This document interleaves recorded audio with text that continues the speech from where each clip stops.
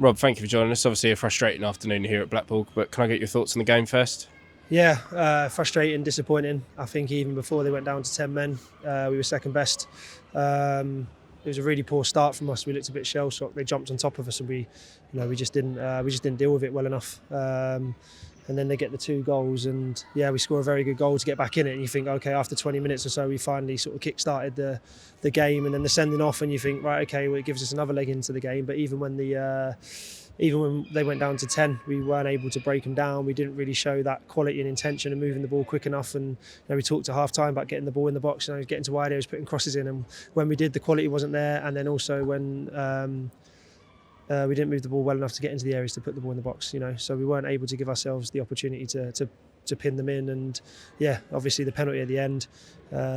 Ref obviously, he said obviously apologised, but he's let him have 3 attempts and then brings it back. But it doesn't matter because it's still 2-1 goes to 3-1. So we need to be better in that sense, and that was the disappointing thing. We weren't good enough today, so we need to make sure that we recover from this block of games and be ready for a big game Saturday and then the rest of the games going forward.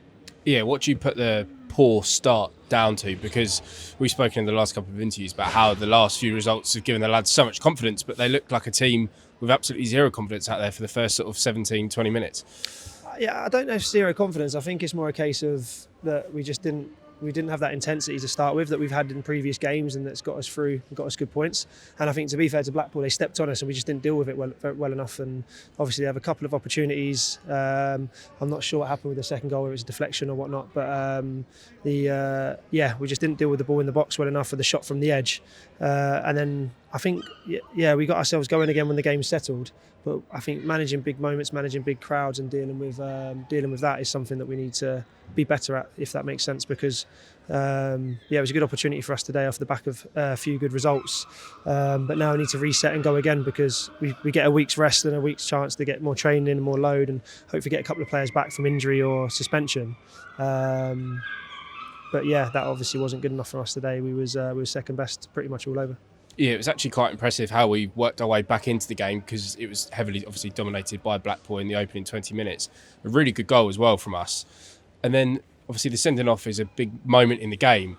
Do you actually think, it sounds crazy to say, do you actually think that didn't help us in some way? Because it looked like we struggled obviously against a bit of a low block. They were very happy to sit back and put all 10 men behind the ball for lots of the game. So with the game more free flowing, that's when we almost look the better side, isn't it? I think so, yeah. I think when the game opened up and they were being aggressive and we finally settled and we get the goal because the spaces open up.